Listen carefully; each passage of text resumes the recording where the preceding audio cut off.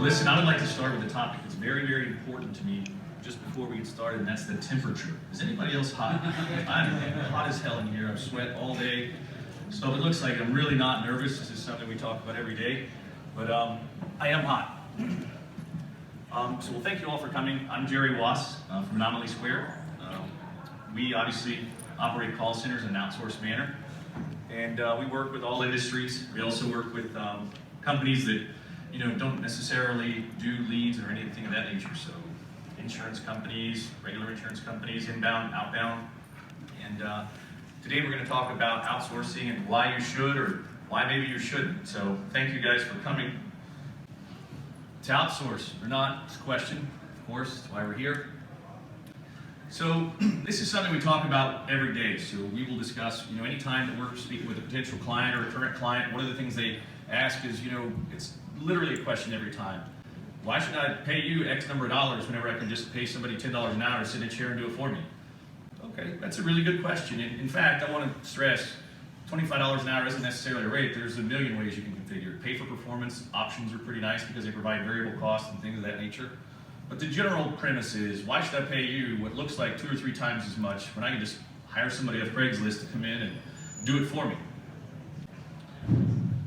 So, in general, they're right. I mean, if you think about it, anytime you have something and you can pay somebody $10 an hour, or you can pay them $25, I wouldn't necessarily do that either. But then what I want to talk about today and what I think is really, really important, and I genuinely get fairly passionate about it, not quite as passionate as temperature, but is talking about all the hidden costs is what I think we'll call them.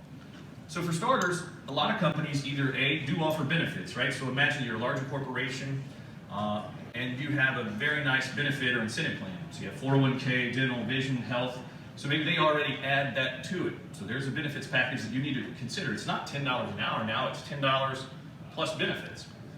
Maybe they do not currently offer benefits. Well, a company like mine, I may pay them $10 an hour, but I can pay them benefits because we offer benefits in order to be competitive with companies such as the other. So it's just an example, and every company is different, but you do need to start with some really basic considerations, and those are, what do you offer?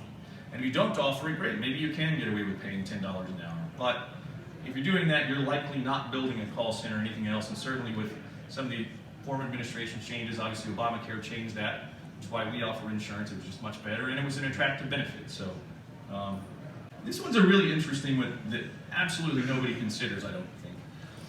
Quality and management, right? That's one thing that you really don't think. I'm just going to put 12 people over on the telephones. I'll just watch them. I'll give them a script. They'll make the phone calls, things like that. Well, that's great. There's a lot of things that go into that. You need to have someone monitoring some of the phone calls. If you get audited by anybody, you also want to make sure that they're doing a good job because they're representing your brand or your company's brand, right? So now you have time and energy that's been devoted to how many people did we monitor today. So in our company, for example, we actually have a quality monitoring team. To be fair, we actually outsource some of our quality monitoring and work with a third party to help us just so we can get an independent opinion on it. The management, we run a ratio of anywhere from as low as 1 to 8 to as high as maybe 1 to 15. So if you have those 12 people over there, you might have 2 managers on the floor. You also have to have somebody to manage how the dialer is working, loading lists, unloading lists, putting things together. If it's an inbound operation, are you monitoring your call flow and things like that? So, does anybody currently operate a call center? They do. How many people are in your call center? About 45. Do you know you see where I'm going with some of this? Yeah. Do you guys have people to do dialer, people to manage the supervisors? In our world, we also take the opportunity to complete evaluations. We call them CFRs, but it's just an initialism. But we do that every week for every CSR in our entire company, and we have a few hundred people in there. So, it takes a lot of time and energy. Just something else to think about. Dialer cost. This is another really interesting example. Believe it or not, we do have phone bills, and we also license software for other things. This is something that whenever somebody talks about, hey, it's $10 an hour, well, our phone bill runs over $100,000 a month. So, are you going to make the same amount of phone calls or things like that? Probably not, but it's something to consider. So, again, I think it's just, what is it? Taylor Shackelford. Anyway, I think that's something very important to consider is adding in the cost of the dialer, cost of the long distance, You're probably not going to buy a dialer, or if you do, you have to amortize that cost. So something very important to consider. Basic overhead. This one's interesting, and I have a unique argument that was given to me for this. Just the basic stuff. Where are you going to put them? You're going to have cubicles, you're going to have desks, you're going to have phones, you're going to have headsets, chairs, believe it or not, alcohol pads, cleaning utensils, because it's kind of a nasty environment at times. What are you going to have otherwise? So these are things. One of the best arguments that I ever had was a very large corporation, in my opinion, one of the top 6 lenders in the country, and we've worked with them now for 6 years. And they also operate their own internal call center, but what was interesting about it, they were talking about whether to use us or not to use us, and they made the decision that their expansion would go inside. And I made the argument of, guys, you need to consider these variables. Well, this one they threw out because they don't need the space. You know, the gentleman owns the building where they're in, where they were going to put them already. He doesn't owe any money on it. So that's a great point, but what are they going to do when they expand? So believe it or not, of course they expanded. And then they came back to us, and now we operate a large part of that as well. But just another interesting argument. They still have to pay taxes on the space. They could be doing something else with it. People are really hard on chairs. I'll be honest. Computers, we have some that last 5, 6 years. I don't know if anybody else has it, but we don't really have a lot of problem with that. Software, expensive. Superstar IT staff. I don't know about anybody else, but in my world, IT and reporting, biggest nightmares ever. So, has anybody else experienced the same thing? I don't know, do you? Yeah? Terrible. Not that they're bad, it's just that it's constantly evolving. You know, when we started a few years ago, it used to be enough that you could just send over a call log, really simple, run it, send it over, they would do the work. There's all kinds of things that we're asked to do now. They want real-time analytics, they want some of the really good ones. Oh, they want behavioral science going into it so we can tell them when we're supposed to call someone. And it just keeps ever expanding. And you know, this year we'll make well over 500 million phone calls. That's a pretty big database. It's pretty intensive. You have to have more than one person to manage it. So it takes a lot of time. Let's see what else. Training and turnover. Now this is a really interesting one, and we have spent a tremendous amount of time this year focusing on training and different utensils and, I guess, tools that people can use to improve. We've got some really excellent marketing folks, one right there, that has helped us to really advance what we're doing. Literally, binders and everything else invested in training. At $10 an hour, you're not going to have a full marketing team developing all your training materials, all your presentation materials, all your scripts, rebuttals, etc. You're just not going to have it. I don't know, you know, you have Y-jacks, you have nesting. We pull people off. We have a dedicated training room where we take them in. It's actually a really, really nice event. Do you guys, you who have the call center, how do you handle your training? Is it periodic? Is it intensive, like 3 days in the beginning?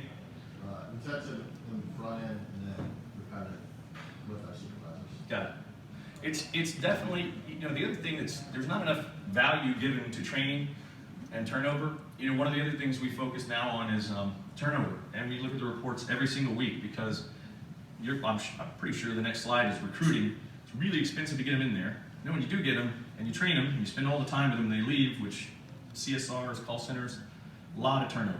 So, you know, it takes quite a while to do it, and not enough is focused on turnover. So again, maybe we're focused on training. Maybe we have a great training program. Turnover is something entirely different. It's difficult to manage. It's mostly cultural, we found. People, we have bean bags in our office. We have arcade games. We have TVs. We have, I couldn't even tell you. We have a bar. We have foosball, pool, ping pong. You know, pretty much every damn thing you want. Hell, I could live there.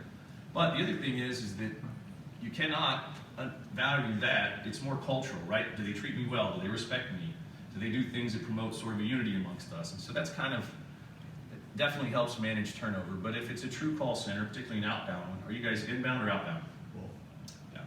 It's inbound seems to have a little higher turnover, is what we find. And if they do not like their boss, that has a lot of turnover. Fortunately, I don't go to work, so I don't really, I stay out of that area. Kidding. All right, so in the long run, what's it going to cost you to double?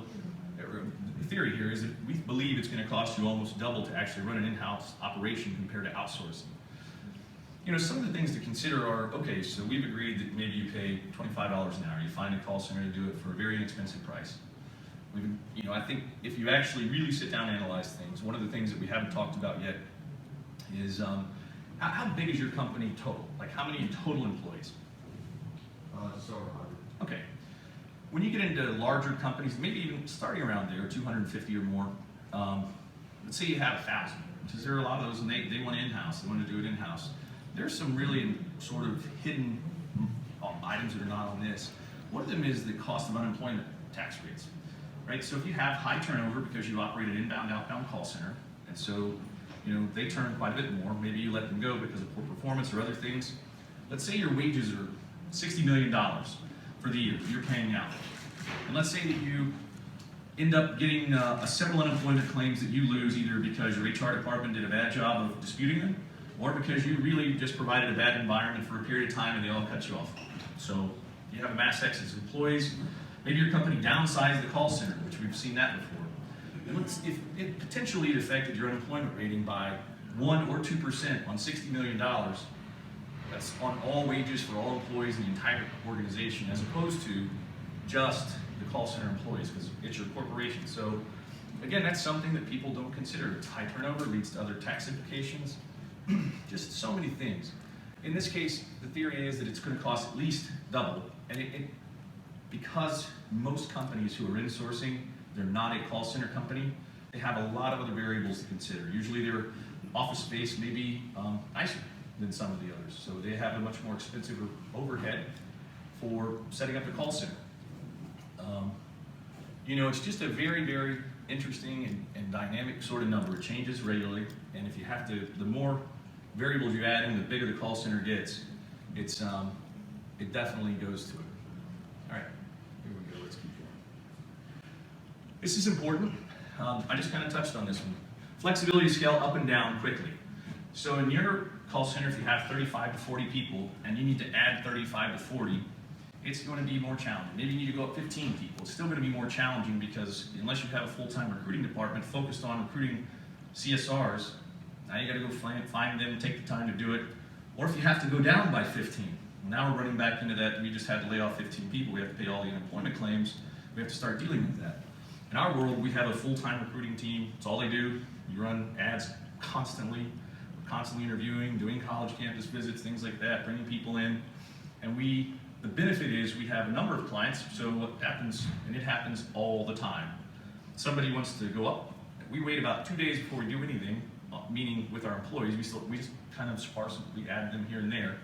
And then somebody immediately comes back and like, hey, I need to get 20 more people on my project. And it just is a constant, kind of passing them around.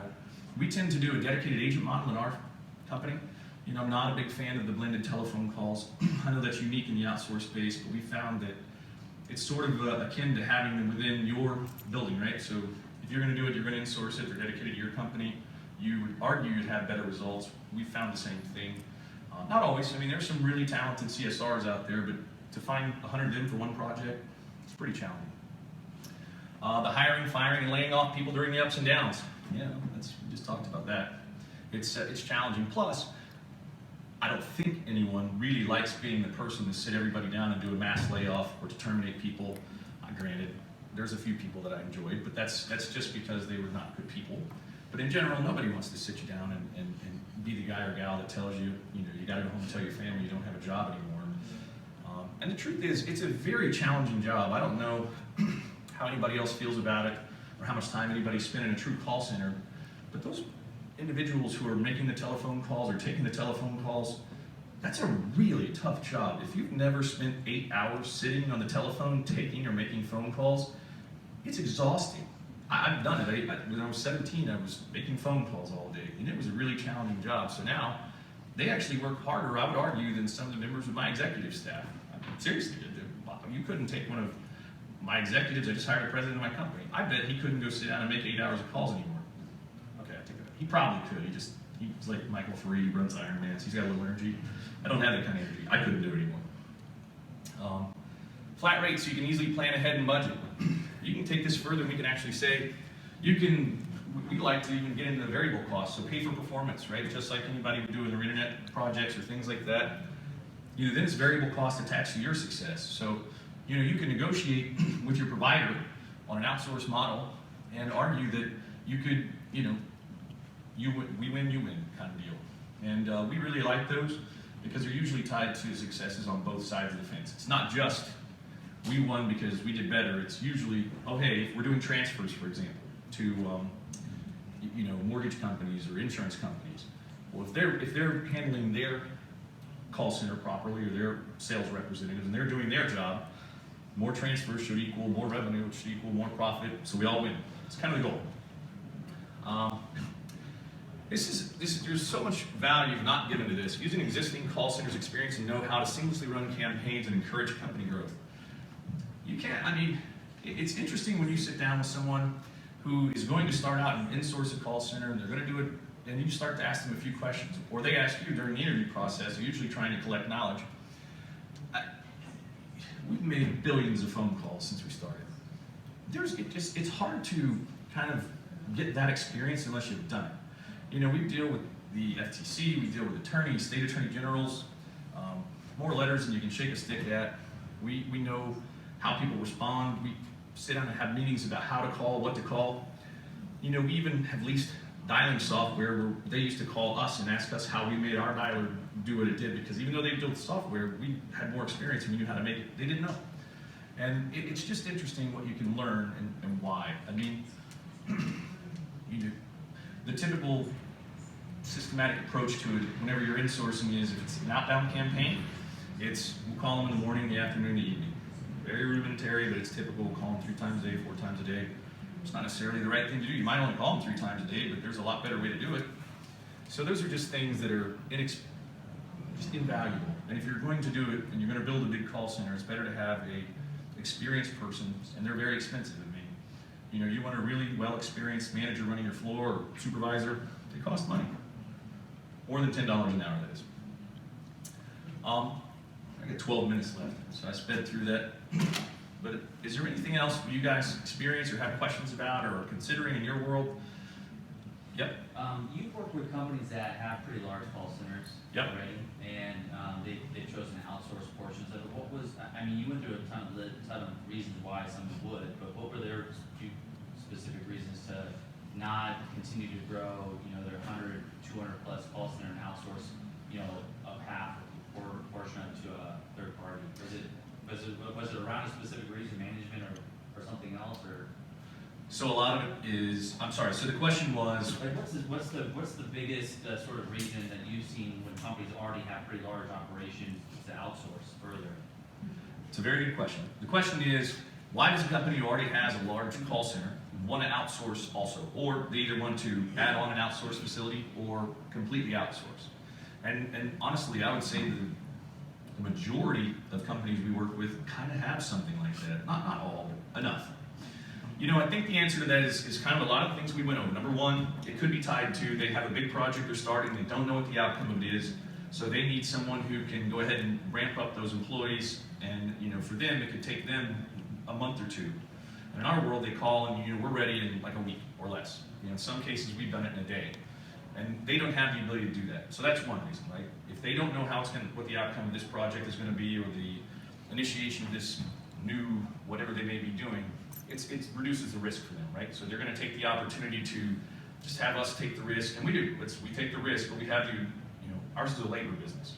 So that's one reason. Another is, which people probably don't consider in their own world because everybody kind of assumes they're the best at everything, is a head-to-head comparison, right? We actually do this with a very well-known company. I think he's speaking right next door now. Is they want to see how they perform compared to a professional. And the argument, again, we talked about briefly was that if it's yours, you should be able to do it better because you have a vested interest in it, and so on and so forth.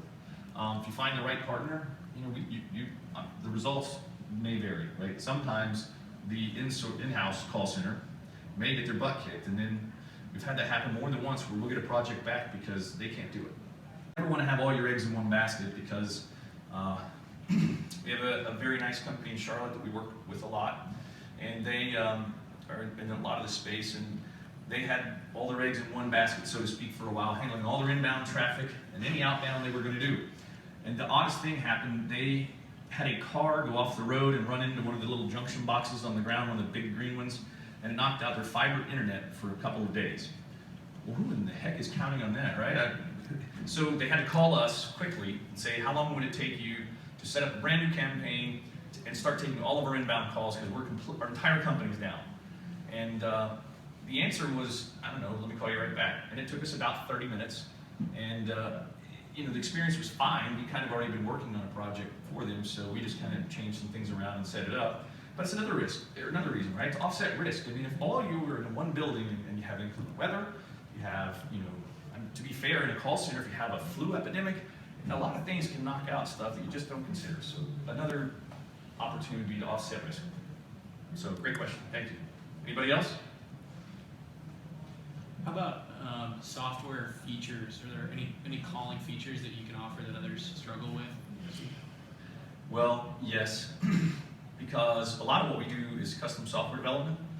And so, you know, if you want to go out and pull off the shelf a program that will do emailing, texting, you know, we get into creating our own dialing algorithms and things of that nature that you can't do with standard software. So that's one thing. You know, when you want to develop custom reporting and things like that, that means you have to have a database you're going to attach it to. You have to have software to work with. And a lot, granted, in most cases we use one component is off the shelf for dialing software. You know, it's challenging because if that's all you had, and you didn't build an entire organization around calling and how to get the data out, how to understand it and analyze it, you just wouldn't get the same experience. And we see it, I mean, it happens all the time. So it depends on your need, but the answer is absolutely. You know, some of the other things, and I don't think we put this in here, that you could be asking about is expertise, right? We have, I think, 14 or 15 attorneys we work with across the United States. So if you plan on calling in all 50 states, it's a very, very diverse group of laws. And you make one mistake, it's pretty darn expensive. I mean, $16,000 per call in some instances. If you're using predictive dialing, you might have one person make 200 phone calls an hour. That's a pretty expensive deal. So we actually do have companies, there's a bank here actually that we work with. They made a mistake, they got in trouble. They called me at like 11 o'clock at night, and we got together with one of our attorneys. He contacted the FTC and it went away. Not because we're special, but just because we work with them all the time, and the answer is it really wasn't what it seemed. So I think that's sort of a, again, that goes back to the experience and the understanding of the industry and just actually working in it all day, every day. Probably similar to, you know, your experience or your partners that you work with on your projects. You call them, somebody can call anytime, day or night. So that's another offer, I guess, that we do provide. We didn't charge for it. I mean, there are clients